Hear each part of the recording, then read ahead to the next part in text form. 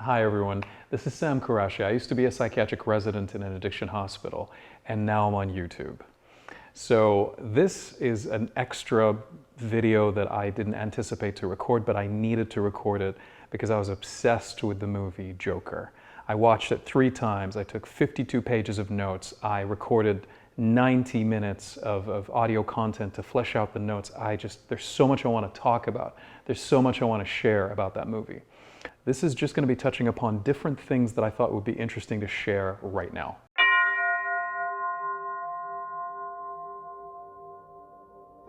There's the scene where he empties the fridge and steps in and locks himself in it.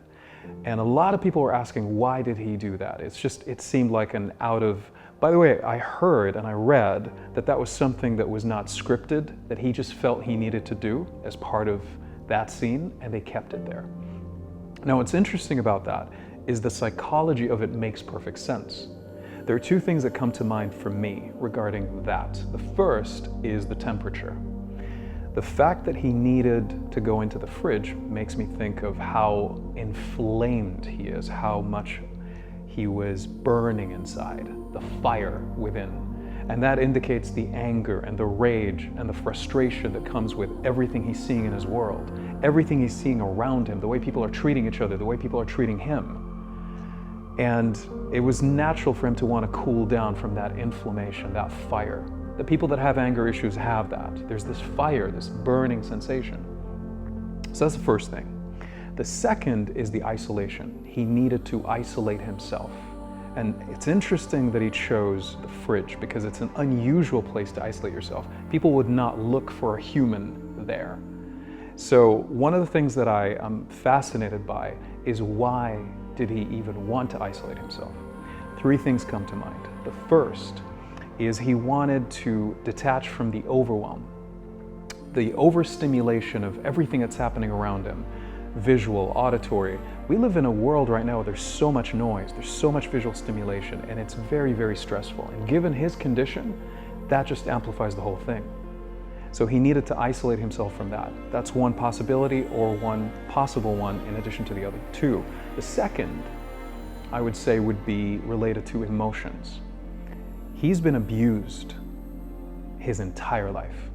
And that emotional trauma that keeps on happening, he just needed to detach himself from that. He needed to isolate himself from that because it was just so much. It was too unbearable for him to keep doing it. So he just needed a break from all the abuse that he's been having his entire life and all the abuse that he knows he will continue to have after that. He just wanted a break. The third is his isolation in the sense of, You see, you have the stimulation and you have the emotional aspect of it, but also, and this is fascinating to me, it's the mask. He's isolating himself in order to allow himself to be who he wanted to be in a closed environment where no one can judge him. Because a lot of people are wearing masks, living their life wearing masks that don't belong to them. They just want to blend in, they just want to fit in, they want to cope with what's happening in order to be accepted. One of the things that we constantly seek is validation. We seek acceptance because we fear rejection. Because if we're rejected, we'll be kicked out of the tribe, and then we'll live alone and die alone. That's the tribal mentality. So we'll do anything, whether it's adding value, whether it's dominating another human being to devalue them. But in this case, it was him deciding in that moment to isolate himself because he no longer wanted to wear the mask that never belonged to him. He was never being himself. And in that moment, in the fridge, he didn't need to be anything but himself. And that was a very interesting thing, because a lot of times we don't give ourselves that in life. We're constantly wearing a mask that doesn't belong to us just because we want to please other people around us. The second is the condition. A lot of people thought it was Tourette's. A lot of people that walked out of the movie thought it was Tourette's. It's not Tourette's. Tourette's, for those of you who don't know, is basically a neurological disorder characterized by repetitive movement, and it's uncontrollable. And I think that's where the mix-up happened. Because with Tourette's, you see blurting out swear words, blurting out sounds, random words. repetitive blinking, repetitive shrugging of the shoulder. And it's kind of, it feels, because it's uncontrollable, that's kind of similar to a degree, so I can get why people thought that. However, I believe that, and based on what I've seen, it's called pseudo-bulbar affect. And it's a neurological disorder that is usually linked to trauma, traumatic brain injury. There's another name for it. IEED, involuntary emotional expression disorder. And it's basically characterized by releasing emotions, expressing the emotions uncontrollably. There are a couple of things that come to mind. It's uncontrollable, it's intense, it is exaggerated, and it's sudden. But there's another aspect to it. It's incongruent, which means I feel anxious and then I laugh, because it's linked to laughter specifically, sometimes to crying, but it's mainly laughter. And in this case, he's just struggling to express the real emotion. And imagine this. I mean, this is a spoiler, so if you haven't seen the movie, turn this off, because I'm about to share something related to the movie that will spoil something. So, okay, all right. So the idea is he had been traumatized. He had a traumatic brain injury as a child, and he's been suffering from this condition his entire life since then. And he's been constantly struggling expressing the emotions that he really feels. Now think about that. He's been constantly suffering from the inability to express how he feels for 20, 30, 40 years, depending on his age. I don't remember his age actually, but it's a constant struggle to express his emotions. Now, he's unable to express the real emotion. Whenever he's anxious, he laughs. And you can see him choking himself. You can see him trying to stop it, because that's not the emotion. And he's trying to tell the people, the world around him, this is not the emotion. Please don't misunderstand me. This is the emotion I want to share. And he constantly failed in doing it over and over. Imagine that sense of failure and that struggle that never ends, and there's nothing he can do about it. Whenever he laughs, he knows how it may affect other people. And I'll get to that. Which brings me to the third point. This is an interesting scene. There are two scenes related to that. The first is Thomas Wayne. In order, actually, the first is the scene in the train, on the train, in the subway. The three guys heard him laugh. They approached him. They attacked him. They abused him, verbally, non-verbally, and then physically. The second scene is Thomas Wayne. In the toilet, he was basically, in the bathroom, he was talking to him and he was trying to confront him. So he's supposed to be his father, so he's trying to confront him, and Thomas Wayne denied it. And then he basically talked about his mother having a mental illness, and Arthur Fleck just felt so much anxiety, felt so angry because Thomas Wayne was attacking indirectly his mother. So he started to laugh uncontrollably, and Thomas Wayne punched him. Now, a lot of people regarding these two scenes were asking, why in the world would you punch someone just because? It just doesn't make sense. Why would someone punch another human being just because that person was laughing? Well, this is a very interesting topic, because if we look at humor, comedy in general, laughter is a very powerful tool for any comedian. Think about it. A combination of different words, or let's say a sequence of different sounds, articulated by your muscles, released, and when received, the brain of the receiver processes it in a way that leads to the body to shake uncontrollably, and that's what we call laughter. What's interesting about that is if you can communicate to another human being through sounds and get their body to respond, that's power. There's a lot of control that a person feels. That's why you got a lot of comedians that love that. Humor is a very powerful tool. To manipulate, it's a very powerful tool to influence, because it also creates a release. Now the question is, release of what? Usually a comedian can make fun of himself, or can make fun of the audience, or make fun of someone else. He's telling a story of someone else. The reason why people laugh, and this is based on my opinion and the way I perceive it, is there is a loss of control related to the person being made fun of. And the moment you realize that there is a loss of control in another human being. That means there's a loss of value, which means if anybody's going to get kicked out of the tribe, it would be them, not you. And that laughter is kind of a release for you. Kind of like relaxing, knowing that you're safe. Here's where it gets interesting. The most powerful and devastating blow you can ever give somebody without touching them is laughing at them. Because what you're doing, it's a form of domination, but it's a form of devaluing the human in front of you. The person doesn't have value at all in your mind to the degree that you don't even want to respond to anything that they're saying or anything that they're doing other than just laugh. There is no need to be intimidated. It's the extreme opposite of intimidation. You take away all their power, you take away all their control, you take away all value. Now, once you make a person feel like they lack value, let's flip it. When a person receives that reaction and they lack value, what happens? They no longer feel safe. They no longer feel in control, which means they're going to feel that you are a threat. They're threatened right now. Their survival is threatened. So the fight or flight response kicks in. So they're either going to fight or flee or freeze. In that scenario, the most logical thing to do is fight. And that explains why Thomas Wayne punched Arthur. That explains why the three guys felt offended. They approached him, they laughed with him. They wanted to start trying to laugh at him. They took his hairpiece off, they sat next to him, he felt so uncomfortable. It was such a disturbing scene because he was so anxious, and the laughter increased because of his anxiety, because he was now surrounded by three strangers, three men that are intimidating him. And then physical contact, lifting him up, punching him, and then kicking him when he fell. It all came down, it all boils down to laughing at someone else takes away their sense of value, which takes away their sense of safety, so they feel threatened. And the quickest response is aggression, to protect oneself. This is not to justify it, but it's to explain it.